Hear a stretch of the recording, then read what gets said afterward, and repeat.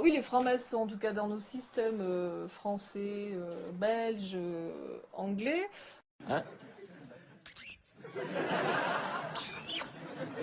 Au-dessus, il n'y a personne, hein. Je veux dire, il n'y a personne.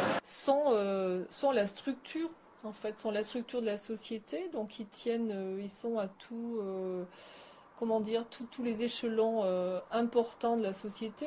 Enfin, ils forment un maillage, ce qui fait que de la banque, en passant par les impôts et par les tribunaux, cette courroie de transmission se charge effectivement de faire passer les messages.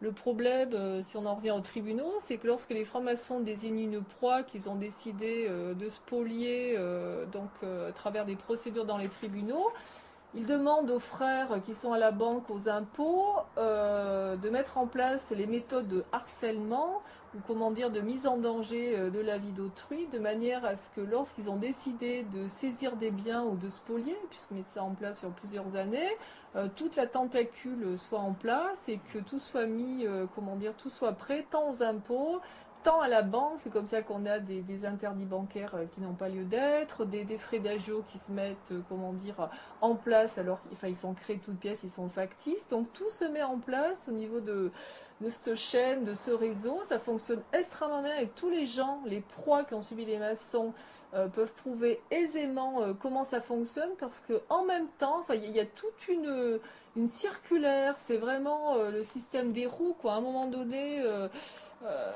tout est extrêmement bien maillé, tout s'enchaîne et c'est d'une logique implacable. Donc tous les gens qui les ont eu en face le savent parce que c'est pas la faute à pas de chance.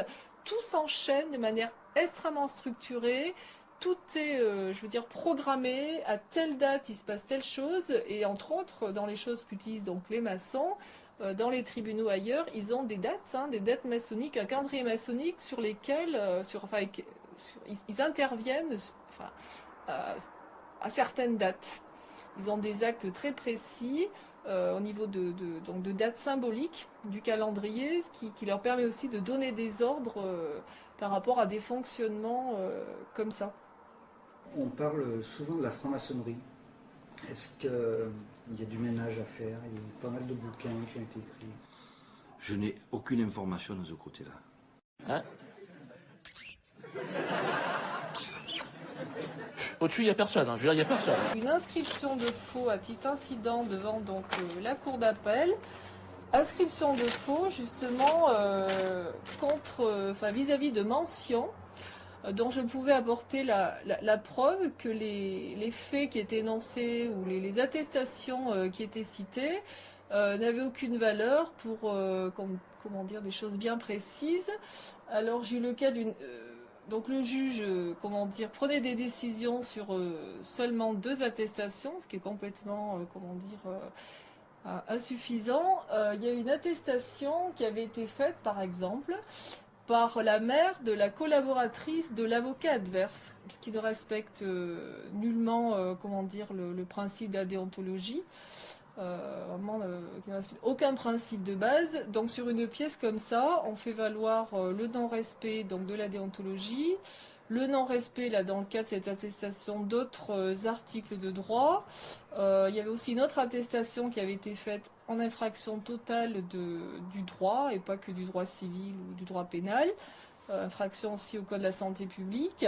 Donc j'inscris en faux vis-à-vis donc des articles de droit qui ne sont pas respectés et vis-à-vis de mentions qui sont donc erronées ou vis-à-vis, là c'était le cas donc pour ce matin, à l'époque, l'avoué donc que j'avais devant la cour d'appel, pour des raisons où il avait reçu effectivement a priori des ordres de son supérieur hiérarchique, avait refusé de prendre mes pièces pour donc faire valoir ma défense en vue d'une future décision de juge, une future ordonnance.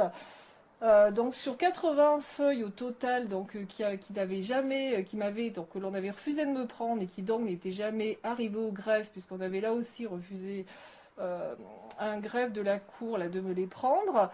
Donc j'ai inscrit en faux au titre de la falsification des données et de pièces qui ont disparu, donc, enfin qui ne sont pas arrivées, donc qui ont disparu, et du dossier, et qui donc n'ont pas permis de faire valoir mes droits et d'assurer donc ma défense. Donc c'est une procédure, comme vous avez pu le voir.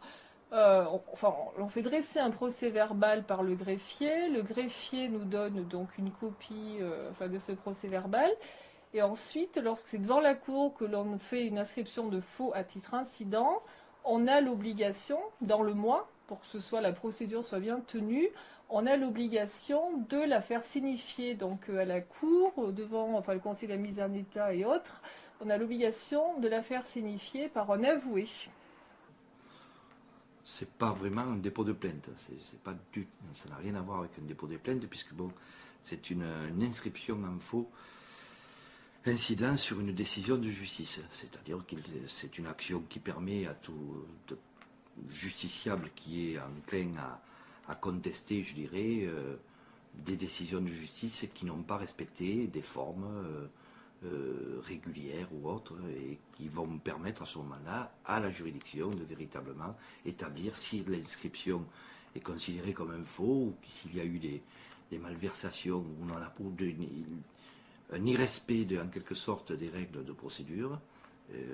C'est ce en quoi, je dirais, le requérant est venu rechercher, je dirais, sur la décision de justice qui avait été rendue à l'origine. En ce qui concerne le faux incident qu'a déposé Mme Arnaud devant la cour d'appel, il faut savoir que le juge n'a pas l'obligation de statuer sur cette pièce. Parce que si l'on prend l'article 307 du nouveau Code de procédure civile, il indique que le juge se prononce sur le faux, à moins qu'il puisse statuer sans tenir compte de la pièce arguée de faux. Et l'article suivant, le 308, il appartient au juge d'admettre ou de rejeter l'acte litigieux au vu des éléments dont il dispose. Ce qui permet au juge, ça lui laisse une porte ouverte.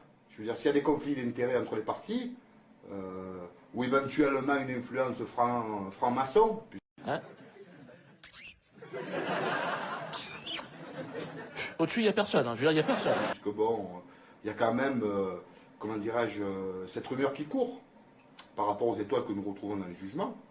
Donc le juge, en définitive, il peut écarter cette pièce. Et il va être très intéressant de voir cette procédure pour voir comment, on va voir comment le magistrat va réagir. Ben, il va de soi que bon, c'est assez peu utilisé, rarement utilisé par le justiciable, évidemment, puisque bon, très souvent le justiciable est surtout enclin à, je dirais, à s'en rapporter aux professionnels du droit et notamment à ses conseils. Donc c'est très très rare d'avoir une démarche, je dirais, spécifique de la part des personnes. C'est quand même une démarche assez... Et ce d'autant que bon, les procédures à l'heure d'aujourd'hui permettent, je dirais, beaucoup de recours, et notamment en matière de droit européen, puisque bon, il arrive bon nombre de justiciables de saisir la Cour européenne des droits de l'homme, etc., enfin, la Cour de la Haye, pour éventuellement, je dirais, à ce que le droit soit respecté dans son ensemble, quoi. Donc c'est des démarches, je dirais, assez isolées, quoi. Pourquoi j'ai déposé plainte contre mon notaire? Parce que je me suis aperçu sur ce document que j'ai réussi à avoir qu'il y avait plein d'erreurs, et ces erreurs me faisaient amener à penser que c'était un faux. Et en effet, il l'a bâti en plusieurs fois. J'ai réussi à avoir ce fameux testament que le notaire refusait de me donner par l'intermédiaire de la Chambre des notaires. Et quand j'ai eu ce document dans les mains, en l'analysant, je me suis aperçu que c'était un faux. Donc j'ai signalé au secrétaire de la Chambre des notaires que c'était un faux. Il m'a fermé la porte au nez. Donc j'ai déposé plainte contre ce secrétaire de la Chambre des notaires. Et le doyen des juges d'instruction m'a demandé une somme de 10 000 euros. Je n'ai pas pu verser cette somme. C'était tout simplement pour faire taire. Alors, qui sont les avoués? Les avoués donc travaillent auprès de la cour d'appel, en l'occurrence la du Gard, donc de Nîmes. Ils ont donc acheté une charge auprès de l'État. On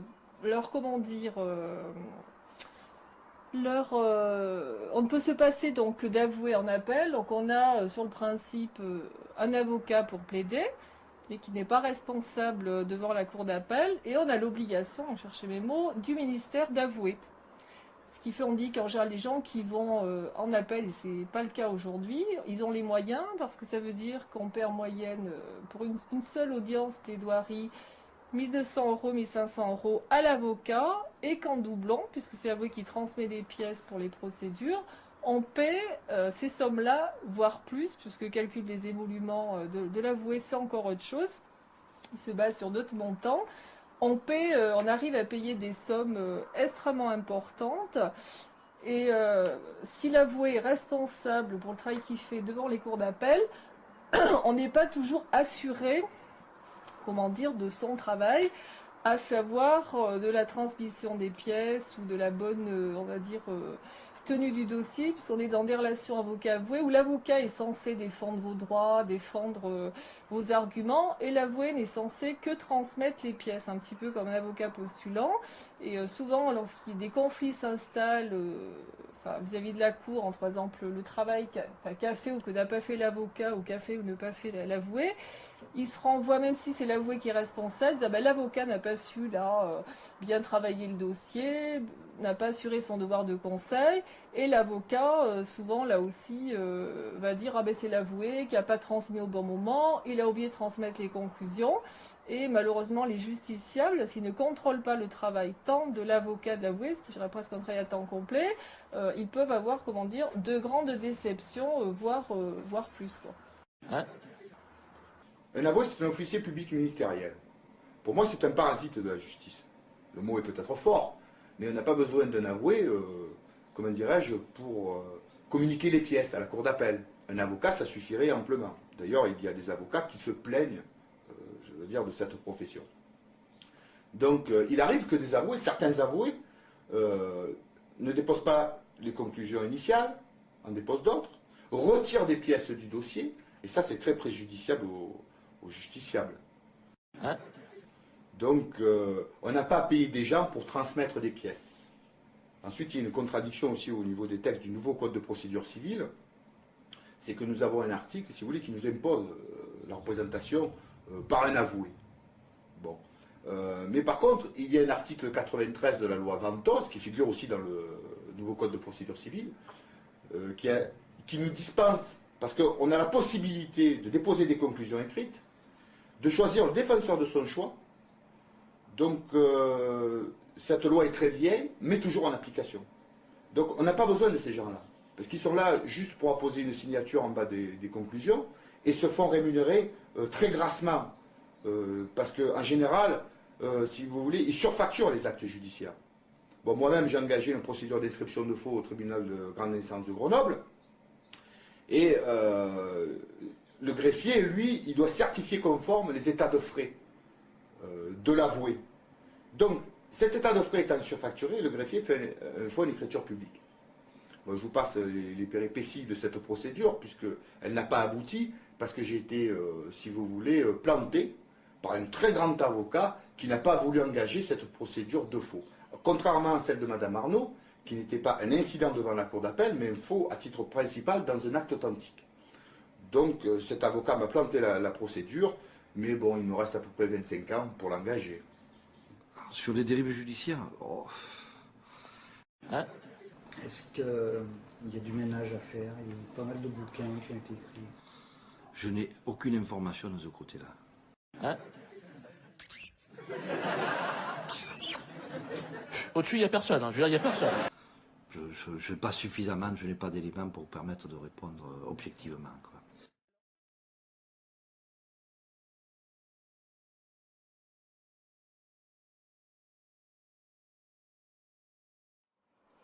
Des sanctions par rapport aux démarches que j'ai pu effectuer, effectivement, qui consistent à se battre contre des décisions de juge. Effectivement, c'est systématique, hein, si on ose s'opposer donc à ce pouvoir qui est un pouvoir Hein? Au-dessus, il n'y a personne. Je veux dire, il n'y a personne. extrêmement important et totalitaire aujourd'hui en France, hein, la justice, qui est quand même très liée aux politiques, même si la justice se dit indépendante du politique, on mesure tous les jours que c'est le contraire.